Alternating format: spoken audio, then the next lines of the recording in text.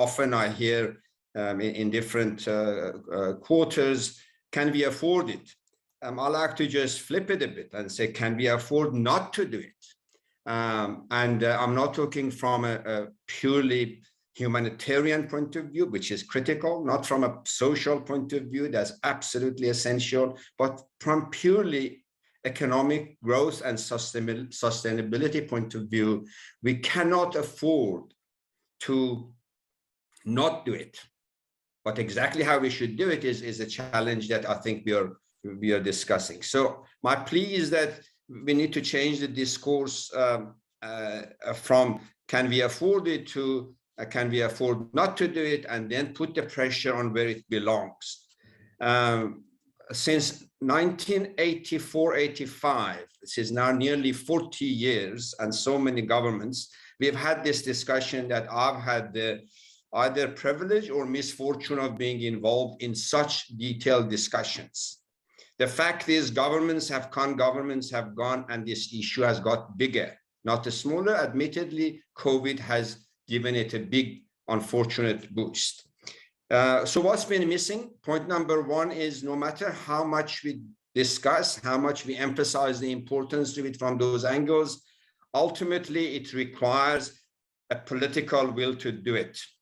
Governments have failed spectacularly not to deal with this until a crisis comes up like the COVID. There is nothing in this report that we didn't know 10 years ago.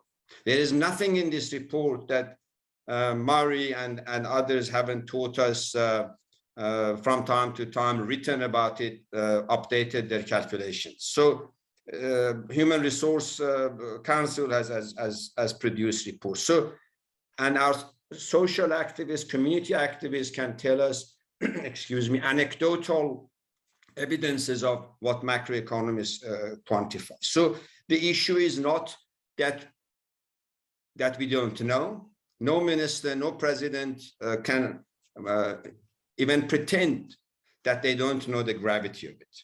So how do we do it is what I suggest we should focus on. And for me, one piece that Michael just began to open the discourse, which is missing in this report, which is an essential part of government's compliance with good, responsible governance, is to make sure that the imperative of social support is equally tied to the imperative of doing what it takes to unlock the capacity of this economy to grow, develop, and generate jobs. If we separate the two, we are, in a way, buying troubles under the pretext of solving a problem. We're going to deepen the problem. It is not that these numbers are wrong. In a static terms, they are correct. But in a dynamic sense of macroeconomic dynamic sustainability, unless they are tied inseparably with the issues of doing the structural reforms, policy changes that government knows, National Treasury has written about it, others have fine-tuned it, and interestingly enough, presidents have talked about it, but it just remains at the level of talk.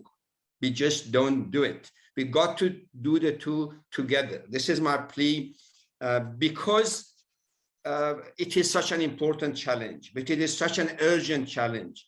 We must stop having another workshop and another Lahut Lab. We got to go from the point of, now that we've updated the figures before they get too dated again, let's do the other half, and let's do it, and at the same time, let's monitor it as we go. Because we know, and Michael alluded to it, the proportion of people who earn, the proportion of the rich vis-a-vis the number of the poor requires underpin with further generation of wealth, growth, and income. This debate that we must leave that for another day, for me, is actually doing an injustice to the poor. It is not that, in a way, we need to invent any formula. Macroeconomics is ultimately, it's got more than enough evidence.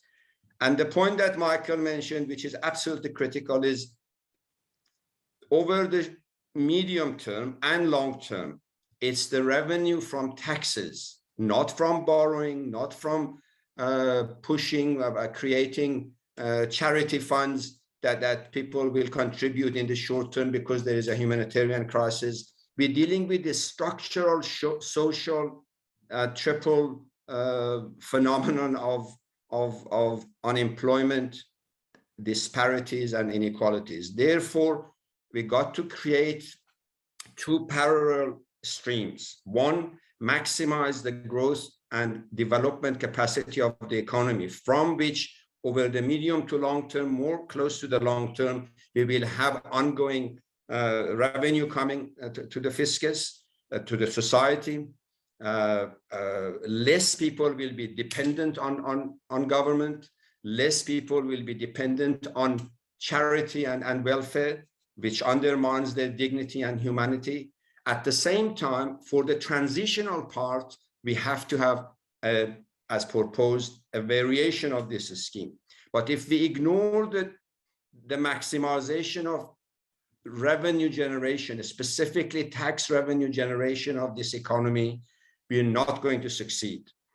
And that's really the point that I like to highlight. And for me, the debate is not whether the money is there or is not. Everybody knows the state of the fiscus, but we also know why the looting and the stealing in the name of political leadership that has led to it.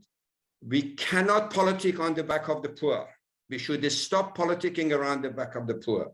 And that's what has happened. In the name of the poor, people have stolen billions and billions, not just in South Africa, but elsewhere. So we need to focus on the engine of tax generation, at the same time rejig the taxation system in order to help us transit. But if you think that one engine will drive it, I hold the view that it will not. So to summarize, and I'm mindful of the time, the piece that is missing in this report, maybe it's the mandate of it, but be as it may, the minister is here, maybe they can adjust the mandate and do the parallel part, is do exactly a similar type of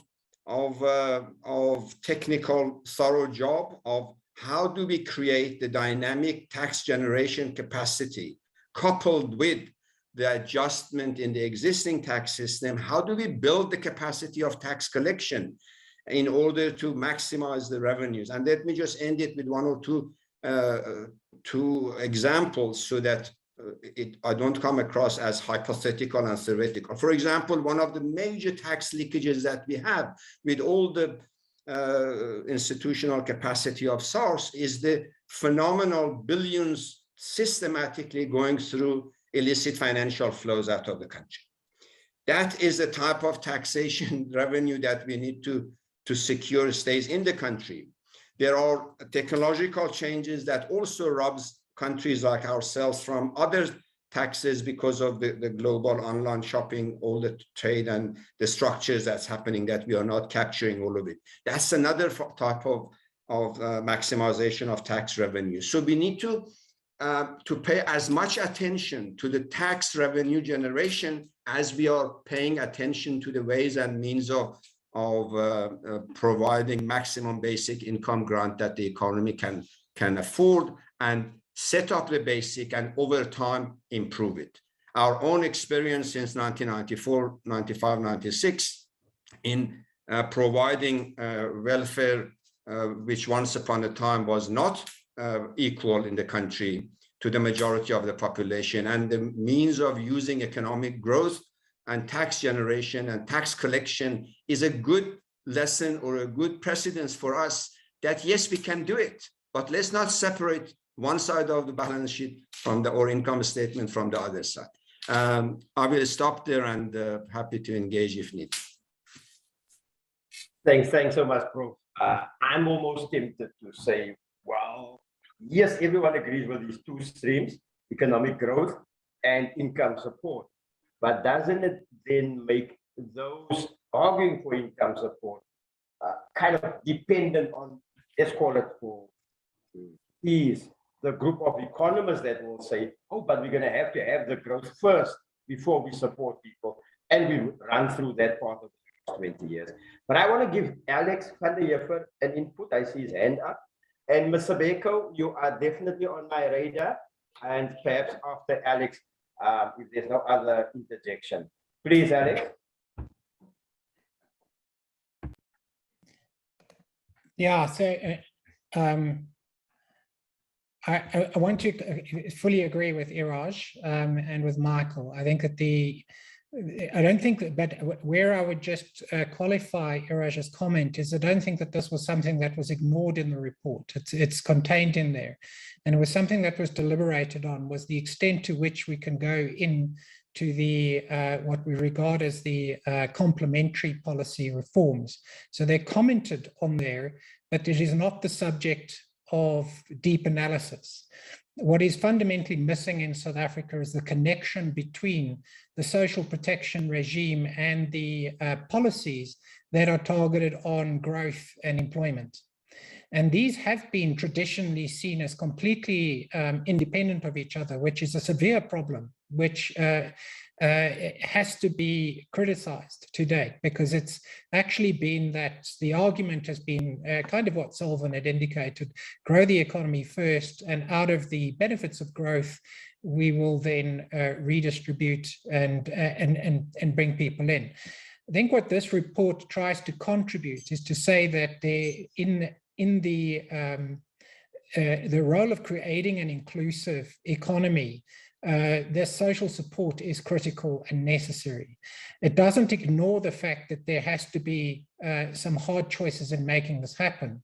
So the way in which the report has been structured is to say that there is an entry-level framework, but don't forget that you actually have to bring the other side of this reform package to the party. It's not in place. But given the sort of the progressive nature of the recommendation, that it's a pathway rather than that you go in for a massive reform immediately when nothing is in place, is to actually say to use the sort of incremental approach suggested to build the other elements into the reform. And if they're not built into the reform, into this vision basically of inclusive economic development and growth in South Africa, we are not going to achieve the benefits of the social protection regime, and it will become limited to what you can do, because there is only so much available resources in the economy for the purposes of redistribution. But you want to develop both growth. Part of what you want to fund in an improvement and a stabilization of income protection in South Africa is that you want it partly to be funded out of the tax revenues that come from growth. But there is also the argument that there is an element, as has been argued, of expanding the capabilities of a wider range of people in society to be included in the economy through providing basic income support. And this component does contribute. And to a degree, we're having to do it at risk without the complementary measures. But I think that it is certainly the way the panel saw it was that it understood that this was an element that a risk certainly that needs to be taken, is to see what growth and development you can also get out of social protection.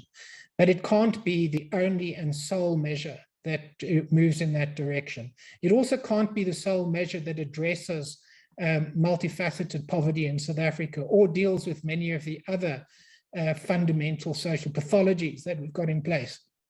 But it is part of the story. So I think that the issue that is going to be important for government to confront going forward is building in these complementary measures over the next few years. And that involves some investment in institutions. That was part of what, for instance, would have been discussed as part of the Green Paper on comprehensive social security reform, which talks to those institutional connections. But they are an essential specific component of discussion. But the issue does have to be recognized in this conversation, is fully acknowledged within the report, that essentially the resources that need to be available for this, you can't magically create the resources for this kind of program over place, and you'll have a much harsher redistributive element to such a program if you're not building it on the basis that economic growth is being achieved.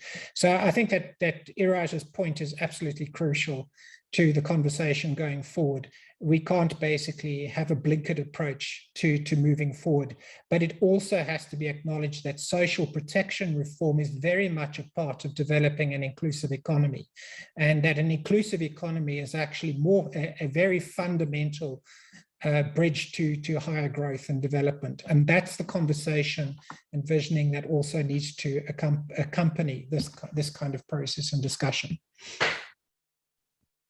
Thanks, Alex. Mr. Avidian, is your hand up? Thank you. I know I have had my chance. Just one sentence that it's really learning from my own experience. I'm putting it as a humble suggestion.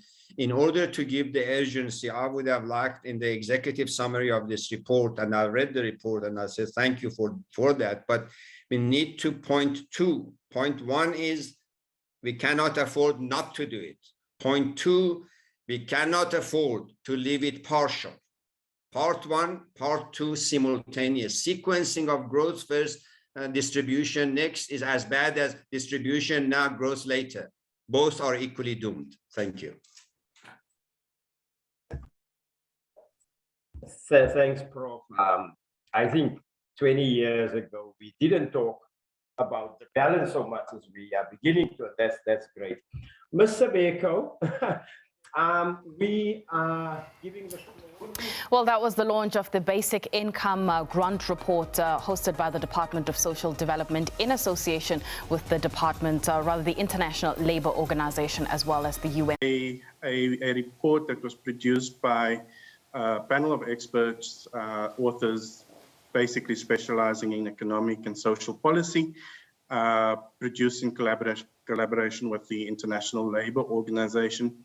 And they have put together quite a very comprehensive and sound report on this, both the sort of the social issues, painting a very comprehensive picture, a very up-to-date picture of the reality we as a country find ourselves in South Africa on the social front, on poverty, in terms of inequality, updated with sort of some really good modeling work, given that we haven't had recent surveys. They've taken existing data and the sort of the different surveys that have been done and tried to put a good picture together for us. But they've also done some very good macroeconomic modeling and looking at what the sort of the consequences of a sort of expanded income support system for the country will be for South Africa. I think their recommendations and the conference is still ongoing. We've had the launch in the morning. We just about concluded a session where we spoke about the social context and economic issues, and in the afternoon they will be debating issues around employment creation and expanding social protection, as well as the key issue around that often gets raised in society about dependency. So in the session that they've just concluded, they had a very interesting debate around the impacts on the economy. Both the panel that presented, as well as various discussants who we've invited to make commentary on the report, seem to believe that, you know, it's something our economy can handle, it's something government should consider. They did highlight some risk points to us that if we expanded too fast, we could shock the system. But sort of in the short term, they strongly recommending that we at least at the minimum level continue with the COVID SRD grant that we are currently providing, and then look at that as a base on which we can progressively expand a sort of a more expansionary sort of social assistance for those between the age groups of 18 to 60. Yeah. Brenton, there's been talk about the basic income grant where all adults get some sort of financial support. But what's the point of giving this support to those who are already gainfully employed? Can't the approach be a bit more nuanced, particularly in the South African context? I think the important point there, it's not really about whether the grant is universal or whether the grant is sort of very targeted at only unemployed people. It's more about efficiency within the targeting system. So the idea, even if you listen to those that call for a universal grant, what they're basically saying is they would prefer a more streamlined targeting method. So for example, you and I would probably get the grant, but it would immediately just be clawed back through the tax system. That helps us prevent the obvious challenges we have with means tests, which creates a lot of exclusion and inclusion errors. You immediately eliminate all inclusion-exclusion errors by having a universal grant and having a sort of like a, just government clawing the money back from the wealthier and those who are employed paying taxes through that system, versus trying to figure out who's poor and who should be deserving and who shouldn't be deserving. So it's more of a universalism. You should view it more as a means of more efficient targeting than sort of existing methods of targeting. Okay, no, thank you for that. So, of course, you touched on it very briefly. Affordability is an issue that's constantly raised, particularly by the naysayers when it comes to something like a basic income grant. And, of course, the reality is that we do have a narrowing tax base and so on and so forth. But my question to you is, do you think if we had, and maybe it's a simplistic question seeking a simplistic answer, do you think if we didn't have corruption and billions of rand spent, that shouldn't be spent in the manner that it is spent on, or, the irregular and wasteful expenditure and so on and so forth, which tends to kind of accrue to about 30 billion per annum, do you think that South Africa could actually afford this without any difficulty? I think that's it's a lot. So the simplistic answer would be yes. If we didn't, it could. But the much more complex answer is, I don't necessarily. So, for example, if one considers what irregular expenditure is, irregular expenditure is simply someone that procured something and didn't check maybe 5 of the 100 check boxes that they had to check, but the goods and services were still, for example, needed. It doesn't imply corruption in that sense. So a lot of irregular expenditure is actually government expenditure that would have to incur, that government would have incurred anyway. It's just that proper processes weren't followed when that expenditure was incurred. Corruption obviously is expenditure that we would not have to incur. But however, at the sort of levels that one is talking at of when one refers to sort of the calls for the big sort of BIG, I don't think that could fully be funded from that. I think there would be a case, yes, we could definitely set off a huge, a significant portion of it, but there would have to be other resources that would also still have to come into the pot. What we did find, or what this panel's report is saying to us, is that not all methods of funding are equal. So, for example, you do get a very strong stimulus effect coming from giving people the money, but you also then have a negative stimulus effect or opposite effect from the way you fund it. Reprioritizing money from other government services have the worst effect. So if one were to take money away from other government services, that would actually have more of a negative effect than what you would have, for example, through raising debt or raising taxes. Although raising both of those two also have a negative stimulus effect, but to some extent gets offset by the positive stimulus effect of the transfer. Yeah. And so one has to balance that. Yeah, Brenton, it does sound like it's an impossible discussion that's being had. I hope you continue to come up with solutions. Thank you very much for your time there, Brenton van Vrede. He's a director at Social Development Security. We're going to go for a quick break.